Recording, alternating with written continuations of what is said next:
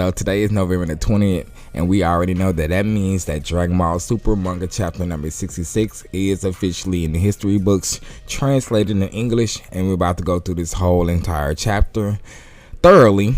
Now, before we go ahead and get started, make sure to drop a like and subscribe for all things Dragon Ball and anime related, as we go ahead and jump start into chapter number 66, which is called MORO, the Consumer of Worlds.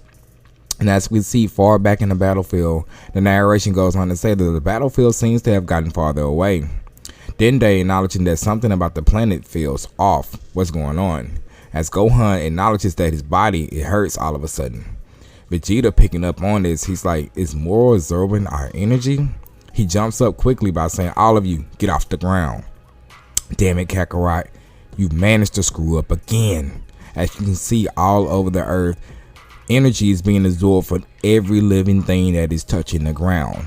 And you can even see some of the earthlings say like, whoa, I'm feeling really weak. What's going on?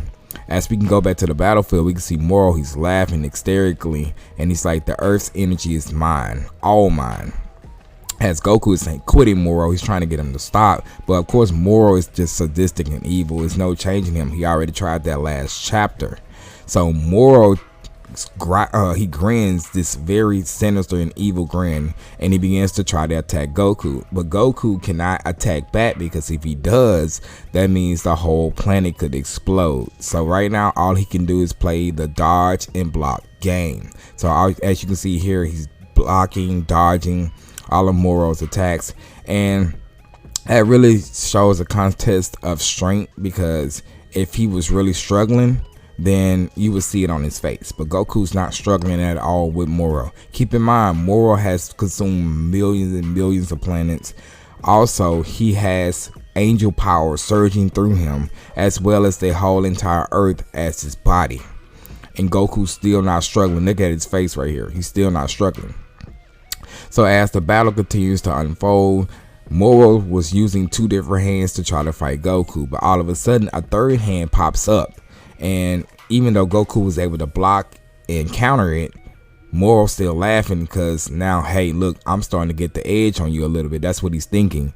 And Goku's like, what the? A third hand? And MORO pretty much confirms that, as I said, my body is now the planet itself. You have nowhere else to run. So at this point, MORO spawns about a good 6 hands out of the ground. And this annoys Goku. It's not really a threat that much to him. Like, it's not gonna make a difference, but at the same time it's more annoying, because that's more stuff that he has to deal with. Now, besides, you know, everybody else like Piccolo, Gohan, Dende, Android 17 and 18, Vegeta watching them, we also have people that's on the battlefield right by him that's watching them. And why MORO didn't notice them up there, I don't know if he know, but just don't care to try to, you know, acknowledge it or fight them or anything like that. He's more of just focused on Goku, because Goku's the one that's besting him right now. But like I said, we have Whis, Beerus, Krillin, and Jaco also observing the fight. And at this point, MORO is putting all 6 of those hands to work, as Goku is actually able to dodge and block pretty much all of those attacks. Now, looking on, Beerus says this is bad. Simply dodging those attacks may avoid detonation, but MORO's energy continues to swell. And Krillin chimes in by saying, is there any way to keep him from exploding? Whis actually says, yes, one method. The question is, can Goku manage it? And Beerus is getting annoyed by the whole thing. He says, looks like I have no choice. It's a special case, so I'll lend a hand. As we can actually see, Beerus actually saying losing the earth will be troublesome, you know. And Jaco even said, oh, you mean it? So everybody's really, but while this conversation is going on, Whis actually gets an urgent call, and Beerus picks up on it by saying, what now? And terrible news, Lord Beerus, Whis is saying, you received a summoning from the Grand Priest, which leaves Beerus taking it all the way back. He's sweating bullets, his eyes is bucking out, and he's like, what the heck? I dare say it involves the matter of mirrors. As Beerus is actually responding by saying, they already found out he poofed. This is no time to be hanging around here. Let's hurry back, Whis. And Jaco, Krillin, they're like, what? I mean, you're about to help. Like, you're leaving? And Beerus actually responds by saying, "What? You thought I gave a crap about what happens to this precious planet? Solve your own problems." Whis actually looking at the conversation going on between Beerus, Krillin, and Jocko. He looks at Goku and see that he's still doing the same thing by ducking and dodging. Like, this is going nowhere. So he teleports to Goku and he says, "Goku, the only way to defeat MORO is again shattering the forehead crystal, thereby releasing Beerus' power." And Goku, realizing what Whis is actually saying, he says, "Shatter the crystal," just like Beerus did. Indeed, done properly, that would destroy MORO and leave the Earth intact. You think you can do it? Or you think you can pull it off? And at this point, Whis is talking to Goku, but at the same time, Goku is still battling MORO by ducking and dodging everything, or blocking everything that's being thrown at him. So at this point, a punch actually goes towards Whis, and this really showcased the power of Whis using he's not even using his full power. He just easily finesse and just blocks MORO's punch with one finger, and saying, "You have acquired divine power." Now keep in mind, Whis is a full trained angel. Goku is a mortal using angel's powers. Beerus is an angel in training, a rookie angel. So this really showcased the power gap between all of those three. It really does, because keep in mind, Beerus was not using his full power at the jump. He was still fighting as a Galactic Patrol agent. So things right here are really taking a different turn.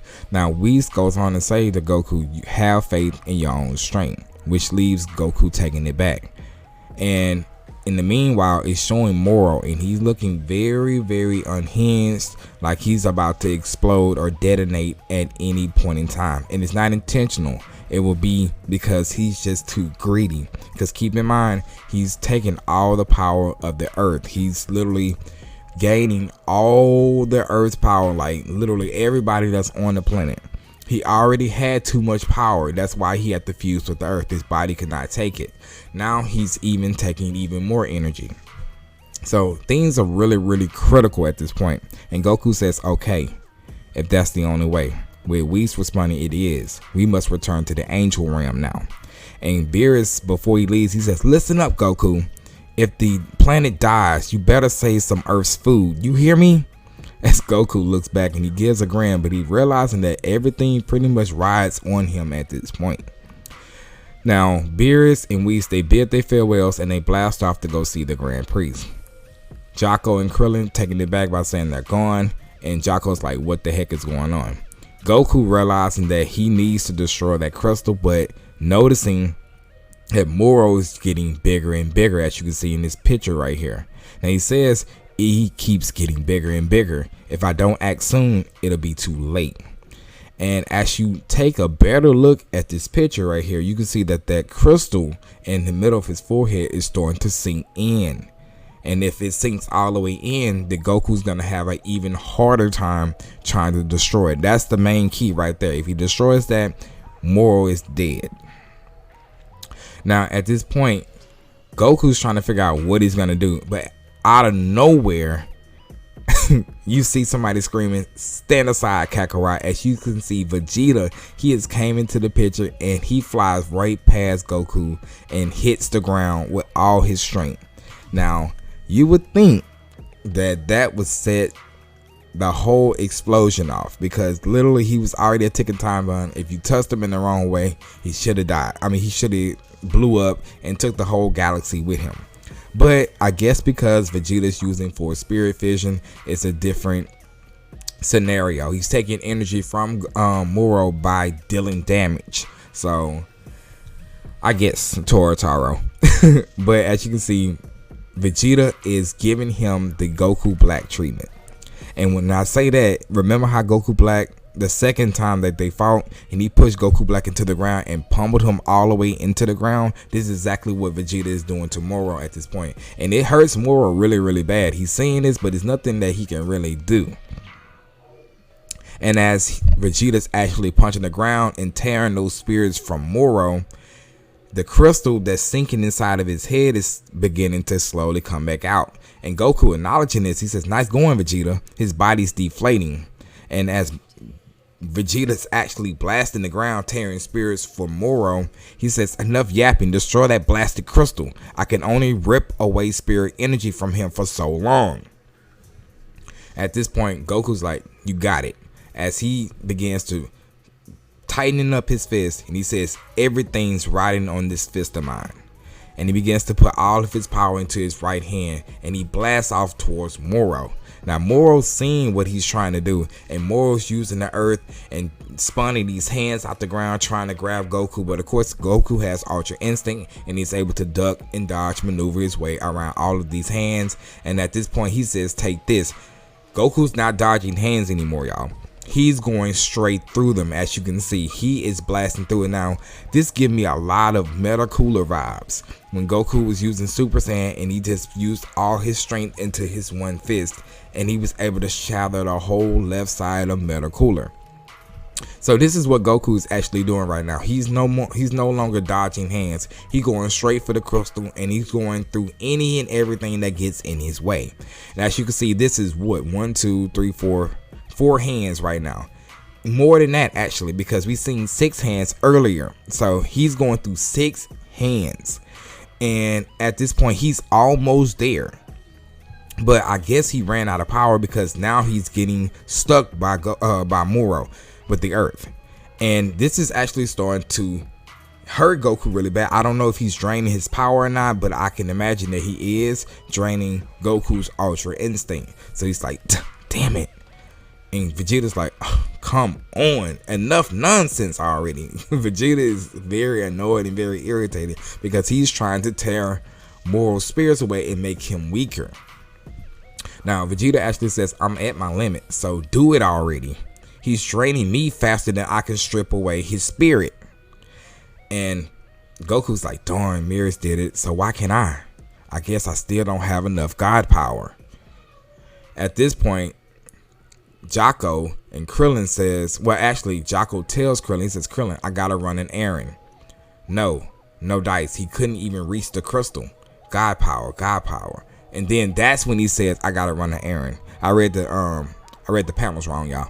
So Jocko, he blasts off, and then Krillin's like, where is he going? But anyway, it goes back to the battlefield, and Goku is still in Ultra Instinct, but he depowers. And Vegeta's like, no way, don't power down, Kakarot. Like, this is not the time.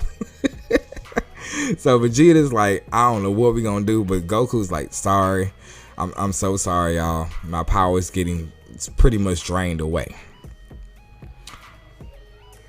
At this point, Vegeta realizes that Piccolo, Gohan, Yamcha, Chaozu, and Tien, I'm about to say Krillin because he got a bald head. But anyway, he says, "Y'all, what are y'all doing here?" And Piccolo's like, "Your spirit vision, can you do it in reverse?" And Vegeta's like, he's taken aback by it. He says, "I'm asking you if you can gather chi and give it to Goku." Like, Piccolo's like, "Dude, do you not understand what I'm saying? Come on." Vegeta's still looking shocked, and he's like, "Yes, it's possible. It's the same principle." "Great. You need to give our chi to him then." So he's like, "Fine, hand it over." And Piccolo's like, "Hopefully it's a gift worth giving." So everybody's pretty much channeling their power and trying to give it to Goku at this point. Piccolo, meanwhile, he uses his I forgot what you call it. In other words, he talks through his mind, and he's talking to Dende, who's on the lookout, and he's like, "Dende, gather up the chi from everybody that's at the sanctuary and send it our way." Dende's like, "Right, I can do that. Everyone, lend me your energy." So he's talking to everybody. Bulma, I'm not for to name all these people, but you know everybody that's up there. Hercule, Videl, even the Pilaf gang is up there. So everybody's pretty much giving their energy. We can actually see Go, Tien, and Trunks. And he's like, "Do you hear me, Mr. Piccolo? Do you hear Mr. Piccolo's voice too? Go ahead and raise your arms up." So we got Goten, we got Trunks, we got everybody who's on the lookout, we got everybody who's on the battlefield. Everybody's lending their power. So at this point, Vegeta's holding all their chi in his hand, and more chi is coming from the other Earthlings as well as people like Goten and Trunks. Now, at this point, Vegeta's like, chi from the sanctuary and from Trunks and Goten, this might just be enough. So he's gathering all of it and he's putting all that chi together, and he's forming this big Genki Dama. It's not a spear bomb, but it's somewhat like, it's the same principle. In other words, what Vegeta said. And he slings it at Goku. All his power goes and it hits Goku, and Goku begins to power up. At this point, Goku begins to power up substantially, and you would think that he's going back into Ultra Instinct, right? But no, it's not that case. Goku cannot go back into Ultra Instinct because that's not really that much divine power. It's not divine power at all. Nobody that he gathered energy from has God Ki. So the most that he can go back into is Super Saiyan Blue. That's what you can see on the screen. Piccolo and Gohan is talking. It's like, that's just blue. That's just his blue form. Why won't he use Ultra Instinct? And Vegeta's like, no. He's like, he can't. Not even with chi from all of us. Now, I don't know why he wasn't able to go back into Ultra Instinct, because Vegeta has God Ki, but maybe he drained so much of it using Force Spirit Fission, he pretty much dissolved all his chi in the first place. So that's another question that I have. Now, Goku, meanwhile, he's like, come on, he's trying to get over there, and he's trying to use all his strength in order to do it. And everybody's literally tired. Everybody on the lookout. You see Bulma, Dende, everybody's tired. They're sweating because they pretty much gave all their energy to Goku. And everybody's saying, I'm sorry, Goku. My own divine power is still developing, so it didn't do much to help you. I don't know the whole story, but I guess ordinary chi doesn't cut it. So even Bulma's starting to realize what's going on, even though she's just a simple Earthling. But of course, her being around Vegeta and going through all these many battles, she has somewhat of an understanding of what's going on. Now, meanwhile, on the lookout, Jocko jumps out of his spaceship and he says, where's Majin Buu? Like, where is this dude? We need his power right now. And Bulma's like, he's sleeping in there. So it cuts back to the battlefield, and Moro's just squeezing the life out of Goku. Goku goes back into base form, and Moro is just taking it back like, yes, I really got you this time. It's over. Goku's like, sorry guys, this is all my fault, which it is. It is Goku's fault, because if you didn't give him the Sensu Bean, he would have never seen Beerus' hand, and he could have destroyed him before that whole scenario could have even taken place. So at this point, Piccolo and Vegeta's like, it's over then. Couldn't we leave the planet for now and use the Dragon Balls to fix everything? I'm hoping he's talking about the Super Dragon Balls, because this Earth is about to explode. But this is what Yamcha is saying. He says, if the ones on Earth are lost to us, there's still such gigantic ones in space, right? And Krillin's like, it won't work. When Moro explodes, the whole galaxy goes with him. So are you saying that that's going to destroy the Super Dragon Balls? I guess it could, maybe, huh? I don't know. I mean, they are the size of a planet, so I guess, I don't know what Toro Tower is really trying to say here. I mean, the planet Earth with angel power could destroy the Super Dragon Balls. So yeah, galaxy, but it's not a universe though. A galaxy and a universe are totally two different things. So if it destroys the galaxy, remember Champa has Super Dragon Balls over there with him. But if you don't have all 7, it's not going to work anyway. So I guess I can see what it's saying. So Tien, Chaozu, and Yamcha, they chime in by saying, so even the Super Dragon Balls in space will be dust? Darn. Vegeta says there's no time left, not even for that anyway. Just look, that monster has already gone insane. And that's something that I said earlier back talking, that Moro is very unhinged at this point. Look at his eyes right here. They bulging out. He's literally looking just like Cell did in his semi-perfect form. Now Vegeta's like, he'll explode on his own soon, no matter what we do. We've at least got to get Goku back. We can't just let him die like that. I'll come with you, Krillin. So everybody's trying to devise a plan, and all of a sudden, I'm going too fast, actually. They're actually saying us too. Better than sitting back and waiting for death. I guess so. Great. After everything, I'm just gonna die a bachelor. So right now, Yamcha is thinking, oh, I'm finna die single. I'm not even married yet. And everybody begins to notice and look and sees a big ball of energy summoning behind them. And even Vegeta, Piccolo, everybody's taken aback by this. Even Goku, and he's like, where did that come from? Like, what's going on? And Goku acknowledges that that's God power. I feel it, divine strength. Vegeta's like, but how? This ridiculous amount? Who on earth could give us that much power? Who sent this? And lo and behold, we can see in a far small village way out there, we can see the Daikaioshin in UUB. UUB has made their appearance in the Dragon Ball Super manga, y'all.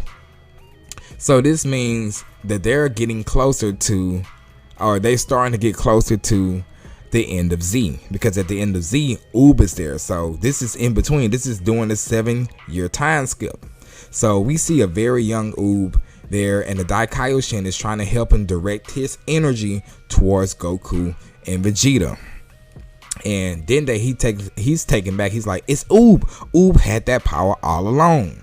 He says, of course, the great Lord of Lords' divine power must have gone to the evil half of Majin Buu during the split. I did a whole video about this. I'll put it in the pinned comment as well as the end card at the end of this video. And it explains how Majin Buu was so strong. Now, Jocko goes on to say, yeah, it sure did. Then that means UUB inherited that same power, since Majin Buu was destroyed and Goku made that thought in his head. I hope you come back as someone good that day. That person is UUB, and that means UUB inherited all of Majin Kid Buu's power, which had the Daikaioshin's power, magic abilities, and everything into it. So he says, evil Buu's reincarnation was born on Earth. What a lucky break. And Hercule and Bulma, they don't know what the heck they're talking about. But the Daikaioshin is directing UUB, and then UUB is like, is this right? I don't know what I'm doing. And the Daikaioshin is like, yes, that's perfect. Thank you. And I'm sorry for such sudden trouble. It pans back over to the battlefield, and this is pretty much almost at its it is at its climax. It's not almost, it is at its climax. You can see this big, powerful, divine energy up in the air, and Moro's pretty much lost it. He looks very cockeyed right now. Taro did do really good with illustrating and the art style of how he's drawing Moro pretty much engraved into the earth. Now he still has Goku in his hands and he's squeezing him very tightly, but Vegeta's about to come in clutch, and he said, whoever Cheetahs is, take it and use it for another round of Ultra Instinct. So he throws this directly at Goku, and you can see it hits straight where Goku's at. And keep in mind, he's still in Moro's hands. Everybody's, pretty much shielding themselves. Of course, Krillin, Yamcha, Tien, they don't have Gaki. They can't take that type of pressure anyway. So everybody's shielding themselves. And meanwhile, in that hand, Moro's holding Goku, but things are starting to change. His hand is starting to shake. All of a sudden, this big key pretty much expands out, and it's Goku. It's an image of Goku. Everybody kept saying Sasano when we got the spoilers. Sasano, Goku's using the Sasano.